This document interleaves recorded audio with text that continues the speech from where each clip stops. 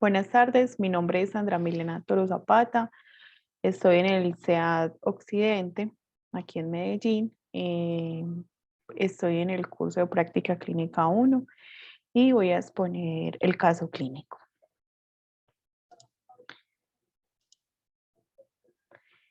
En la historia clínica que tenemos voy a hacer un resumen porque siempre considero que está un poquito extensa. Entonces, tenemos un paciente masculino con 18 años, nacido el 17 de noviembre del 2002.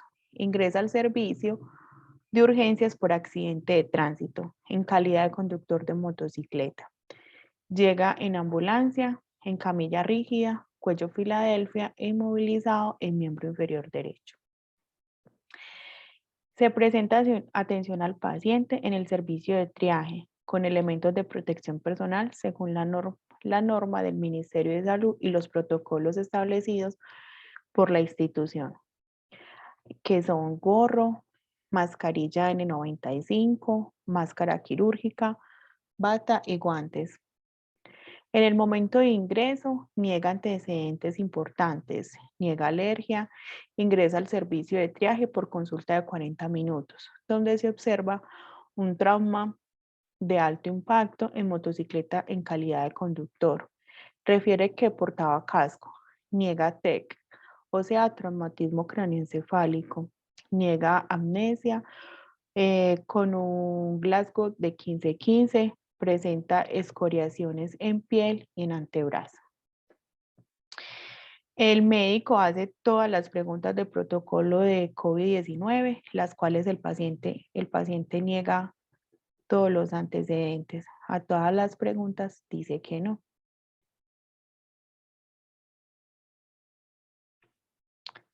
Los signos vitales, el paciente los tenía en presión arterial 76/48, presión arterial media 57, frecuencia cardíaca en 124, frecuencia respiratoria 19, saturación de oxígeno en 91, temperatura corporal 35.4, escala del dolor, el paciente indica 10, estado de conciencia en alerta.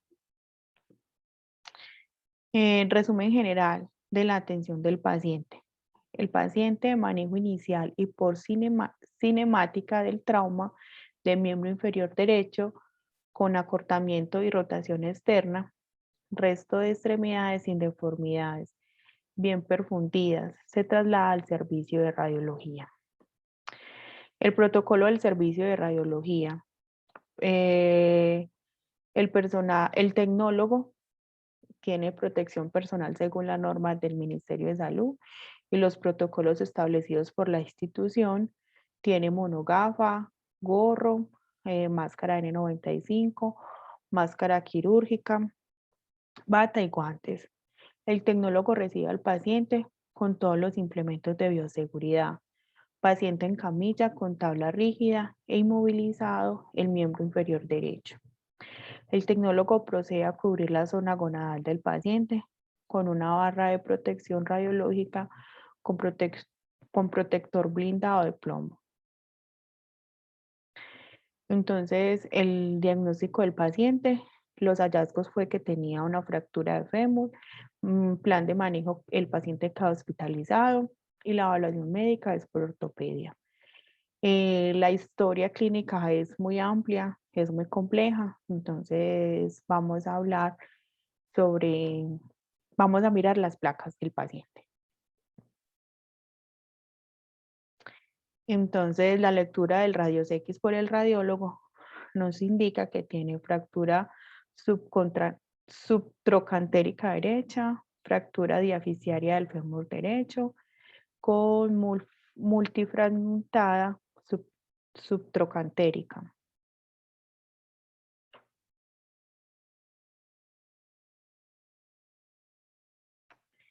Entonces, esos son los objetivos, el tratamiento para clínicos, el procedimiento a realizar, la descripción operatoria, que es todo lo que tenía, todo lo del paciente, todo lo que lleva en la hospitalización, todo lo de la cirugía, todo lo del procedimiento de la osteosíntesis. Entonces, así nos muestran, nos dicen los hallazgos, todo lo del cambio posquirúrgico, todos los tornillos que le colocaron.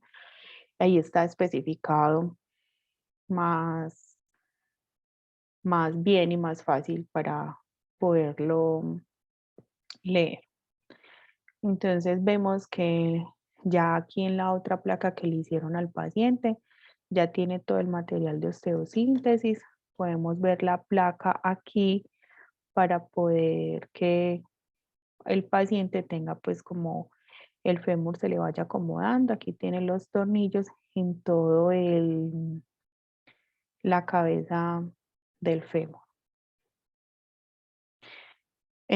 Voy a hablar un poquito sobre los tipos de fractura.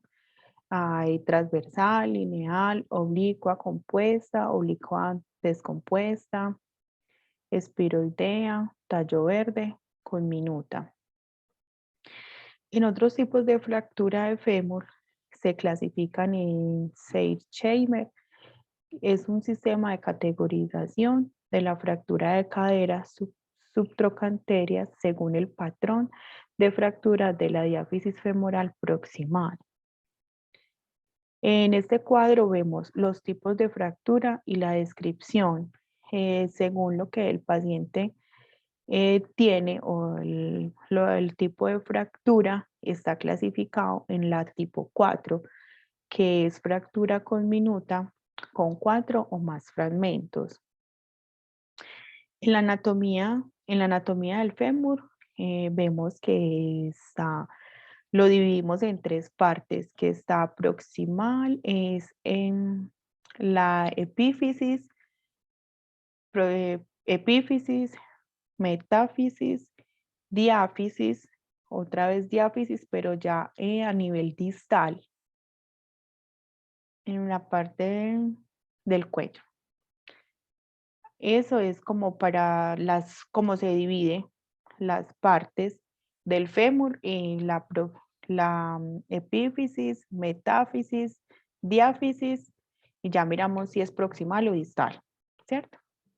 Bueno, ya la anatomía como tal, vemos que está la cabeza femoral, el cuerpo y tróclea femoral. Así un poquito especificando más, entonces vemos el cuello femoral, trocante menor, trocante mayor, cresta intertrocanteria, línea áspera, el epicóndilo lateral, cóndilo lateral, fosa intercondilea, cóndilo medial y epicóndilo medial, ¿cierto? Entonces esa es como la anatomía del fémur.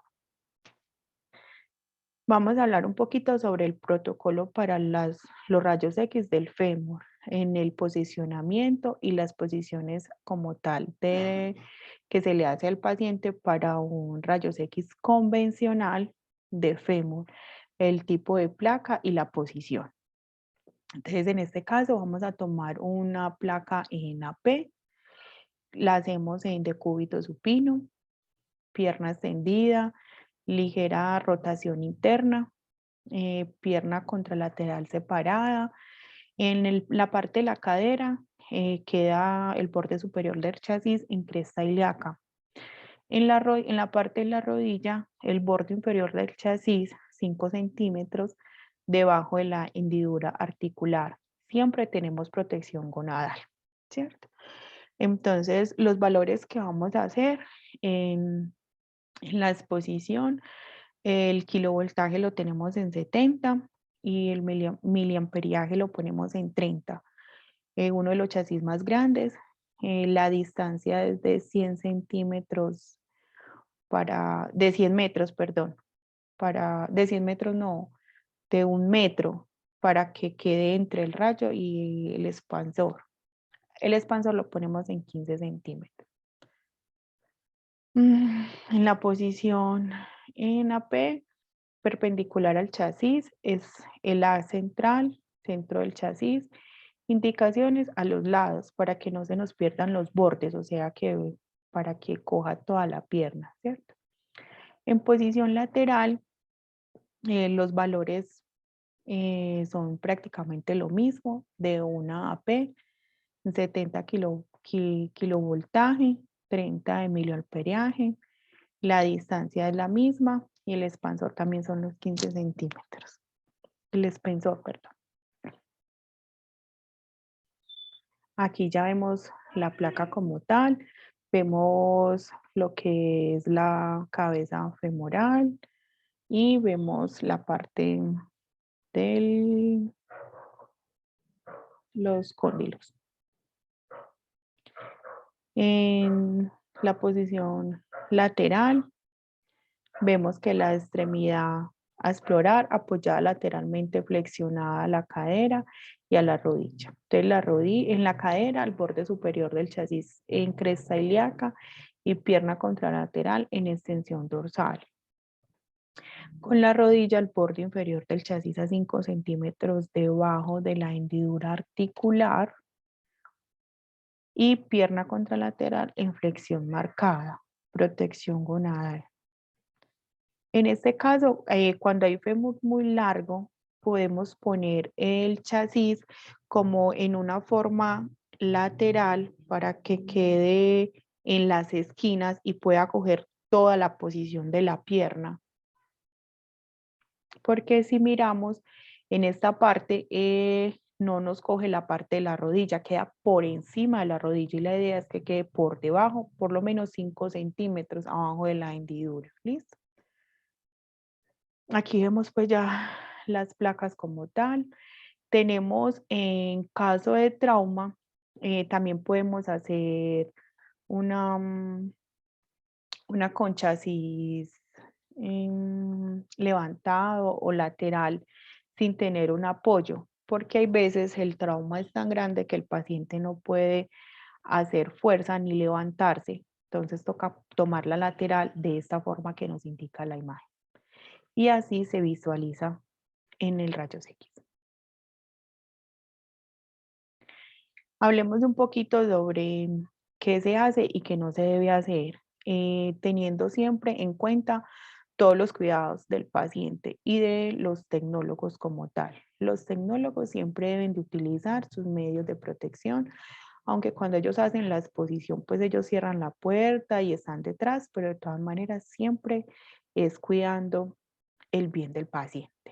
Entonces, no dejar de utilizar los elementos de protección, tanto para el tecnólogo como para el paciente, siempre manteniendo el respeto, cuidado y ética a la labor en bien del paciente. Nunca dejar de utilizar las protecciones, los elementos de protección. eh, Dependiendo de la placa, no solo hay gonadal, sino también hay para la tiroides, está el chaleco de plomo.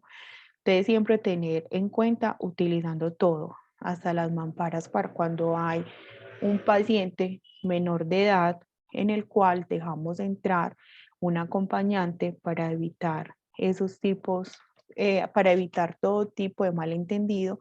Cuando es un menor de edad, dejamos que entre con un acompañante.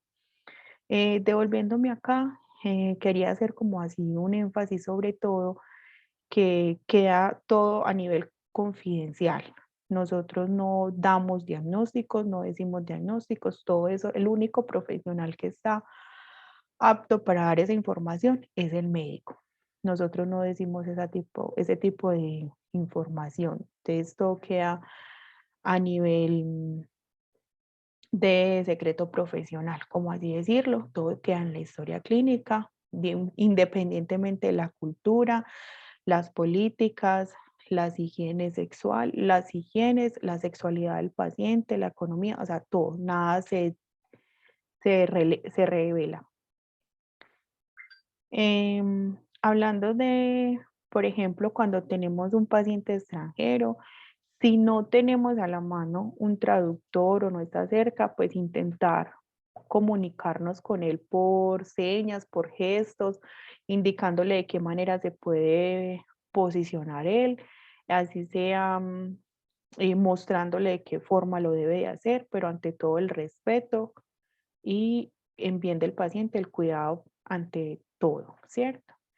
Estas son las referencias bibliográficas. El caso clínico me lo brindaron de la clínica Las Vegas, de aquí de la ciudad de Medellín. Es un paciente real, es un caso real. Por lo tanto, no se informa ni nombre, sino solamente sexo y edad del paciente.